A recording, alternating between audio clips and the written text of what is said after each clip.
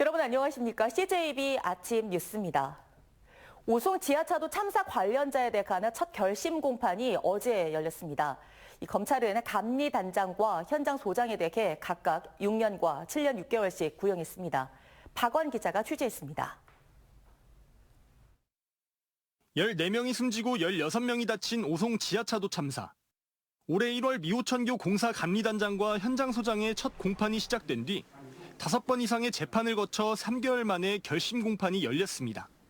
먼저 사고의 핵심 원인으로 무단으로 쌓은 임시제방을 지목한 검찰은 업무상 과실치사상 등의 혐의로 기소된 66살 감리단장에게 징역 6년을 구형했습니다. 공사를 제대로 관리 감독하지 않았고 참사 이후 증거를 인멸하는 등 여러 혐의가 있다며 법정 최고형인 5년보다 높게 구형한 이유를 설명했습니다. 감리단장은 과실을 대부분 인정한다면서 눈물을 흘리며 피해자들에 대해 사죄하고 선처를 호소했습니다. 이어서 검찰은 마찬가지로 업무상 과실치사상 등의 혐의로 기소된 54살 현장 소장에게는 징역 7년 6개월을 선고해달라고 재판부에 요청했습니다. 검찰은 법령을 위반해 부실하게 임시제방을 쌓았고 공사비를 아끼기 위해 허가 없이 제방을 무단으로 허무는 등 참사와 직결된 원인을 제공했다고 지적했습니다. 그러면서 수사 과정부터 재판까지 범행을 전면 부인했다며 법정 최고형을 구형했다고 강조했습니다. 하지만 현장 소장과 변호인 측은 다리에 상판을 설치하기 위해서는 불가피하게 제방을 철거할 수밖에 없었고 허가받았던 사안이라며 거듭 공소 사실을 부인했습니다. 검찰이 지금까지 기소한 대상은 30명과 법인 2곳. 참사 발생 9개월 만에 첫 구형이 이루어지는 등 관련자들이 본격 법의 심판대에 오른 가운데 감리단장과 현장 소장에 대한 선고는 다음 달 31일로 예정돼 있습니다. CJB 박원입니다. 한편 오송 참사 피해 유가족과 전문가 등으로 구성된 오송 참사 시민 진상조사위원회가 기자회견을 열고 최종 조사 결과를 발표했습니다. 위원회는 재난을 막을 수 있던 여러 기회가 있었지만 관련 기관끼리 서로 업무를 미루고 재난 시스템 등이 제대로 작동하지 않아 발생한 참사라고 규정했습니다. 충청북도와 청주시, 환경부 등 기관 단체장도 형사 책임을 물을 필요가 있다며 중대시민재해처벌법 적용과 피해자에 대한 지원책 마련도 촉구했습니다. 지난해 7월 오송 지하차도 참사 발생 당시 청주시 석판리 3순환로 산사태로 3명의 사상자가 발생한 것과 관련해 공무원 6명이 검찰에 불구속 송치됐습니다. 충북경찰청은 업무상 과실치사상 등의 혐의로 보은국토관리사무소 관계자 3명과 시설물 안전법 위반 혐의로 청주시 전 도로시설 공무원 3명을 불구속 송치했다고 밝혔습니다. 경찰은 공무원들이 안전관리를 위해 사전에 적절한 조치를 취하지 않은 것으로 파악됐다며 이유를 밝혔습니다. 지난해 충북은 전국에서 유일하게 출생아 수가 증가한 지역입니다. 충청북도는 출산 장려 시책에 효과가 있다고 보고 올해는 경제적 지원을 더 확대하는 등 좀 더 과감한 정책을 도입합니다. 이태현 기자입니다. 지난해 충북의 출생아 수는 7,580명. 지난 2022년과 비교해 전국 17개 시도 가운데 유일하게 출생아 수가 증가했습니다. 이에 대해 충청북도는 지난해부터 시행한 출산 육아 수당과 난자 냉동시술비 등의 정책이 효과를 나타낸 것으로 분석했습니다. 올해부터는 더 과감한 저출생 대책을 내놨습니다. 먼저 올해부터 신혼부부와 출산 가정에 대해 대출이자 지원 사업을 시행합니다. 기준 중위소득 180% 이하의 신혼부부와 출산 가정에 대해 대출 1,000만 원 한도 내에서 최대 6%까지 충청북도가 이자를 대신 내줍니다. 다음 달부터는 산후조리비 50만 원과 함께 군 지역 임산부들에게는 50만 원의 교통비도 별도 지급되고 전국 최초로 5자녀 이상 가구에 대해서는 18세 이하 자녀 1명당 매년 100만 원을 지원합니다.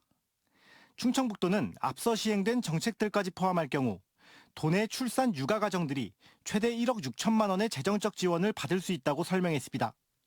다만 일부 정책은 청주시와 예산 분담 협의가 이뤄지지 않아 청주 시민은 지원 대상에서 빠질 수도 있습니다. 아이를 더 낳겠다 이런 것보다도 저희 입장에서는 아이를 낳은 분들을 도와드리는 어떻게 보면 복지 정책 차원에서 금전적 지원 외에도 조례를 재개정해 임산부나 출산 가정에 대한 혜택을 확대하기로 했습니다. 공공시설의 이용료 감면이나 우선 주차구역 설치, 8세 이하 자녀를 양육하는 공무원들에 대한 휴가 등을 통해 출산과 육아 여건을 보장하겠다는 취지입니다. 전국적으로 출산 정책에 모범을 보이고 이 저출산이라는 난제를 해결할 수 있는 테스트 베드를 우리 충청북도에 구축해야겠다는 그런 생각으로 진행하고 있다는 말씀드리고, 충청북도의 저출생 대응 신규 사업들이 올해도 출생아 수를 끌어올리는 데 기여할 수 있을지 관심이 모아지는 가운데 통계청이 발표한 충북의 1, 2월 출생아 수는 1,300명으로 지난해 같은 기간과 비교해 3% 감소했습니다. CJB 이태현입니다. 인구가 줄고 있는 농촌 마을에서는 초등학교 학생 수가 적어서 운동회를 열기도 쉽지 않은데요. 이 단양군의 7개 작은 학교들이 함께 모여 연합운동회를 개최했습니다. 이윤영 기자가 다녀왔습니다. 신나는 음악과 축포 속에 운동회에 막이 오릅니다.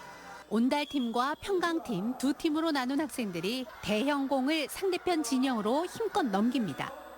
단양 지역 7개 초등학교가 함께하는 작은 학교들의 큰 운동회.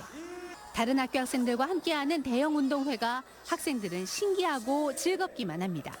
다른 학교 친구들은 평소에 못 만났는데 다른 학교 친구들도 다 개성 있고 해서 신기하고 즐거웠어요.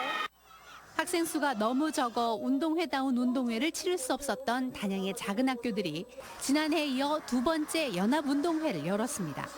7개 초등학교에 유치원생까지 다 합해 모두 223명. 하지만 열기만큼은 그 어떤 운동회보다 뜨겁습니다. 연합운동회로 치르다 보니 다양한 경기가 가능해졌고 다른 학교 친구들과도 친해질 수 있는 좋은 기회가 됐습니다. 제가 원래 제 초등학교에서는 친구들이 적으니까 제가 더 좀 운동회도 별로 재미가 없었단 말이에요. 근데 지금 이렇게 친구들이랑 많이 모여서 하니까 더 재밌고 뭔가 더 활기차게 운동할 수 있는 그런 느낌이에요. 또한 단양군 관내 기관과 단체가 모두 나서 운동장 구석구석마다 먹거리와 놀거리, 공부거리를 마련해 더 큰 즐거움을 선사했습니다.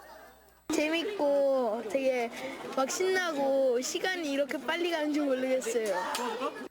단양군이 첫 시도한 연합운동회는 모범 사례가 되어 보은군과 영동군 등 도내 곳곳으로 확산되고 있습니다. 이런 기회를 통해서 함께 노는 범위를 더 넓히고 옆에 있는 학생들, 또 친구들도 더 많이 사귀고 꿈과 희망을 좀 더 넓게 폭넓게 할 수 있는 그런 좋은 계기가 될 것 같습니다. 충북교육청은 열린 운동회를 시작으로 지방 소멸 위기 극복을 위한 공동교육과정 운영을 더욱 강화해 나갈 계획입니다. 단순히 운동회만이 아니라 다른 교과 활동에도 더 형태해서 일회성이 아니라 다양한 방법으로 해마다 연차적으로 이루어지는 큰 교육과정의 일환으로 확대해 보겠습니다. 인구 소멸 위기 속에 펼쳐진 작은 학교들의 큰 운동회가 학생들에게 평생 잊지 못할 소중한 추억과 경험을 안겨주고 있습니다. CJB 이윤영입니다. 심정지 환자에 대한 전문기관의 발빠른 대처도 중요하지만 더 중요한 건 일반인들의 적극적인 참여일 텐데요. 이 급성 심정지 환자가 해마다 늘고 있는 현실에서 청주시는 민원인과의 접촉이 많은 공무원들을 대상으로 심폐소생술 교육 등을 강화합니다. 김세희 기자입니다. 지난달 말 길을 건너던 중학생이 차량에 부딪혀 무호흡 상태로 쓰러졌습니다. 당시 근처에 있던 약사가 신속하게 심폐소생술을 한 덕분에 학생은 의식을 되찾을 수 있었습니다. 이처럼 즉각적인 심폐소생술은 환자의 생존율을 2배 가까이 높일 수 있습니다. 사람 모형 앞에 자리 잡은 흉부 압박을 준비하는 공무원들의 표정이 진지합니다. 서툴지만 응급 구조사의 설명에 따라 심폐소생술 방법을 차근차근 따라해 봅니다. 실제 상황인 것처럼 온 힘을 다해 가슴을 압박하고 평소 자주 접하지 못했던 자동 심장 충격기도 직접 다루며 사용법을 익힙니다. 오래간만에 하니까 또 새로운 느낌도 들고 생각보다는 조금 힘든 것 같습니다.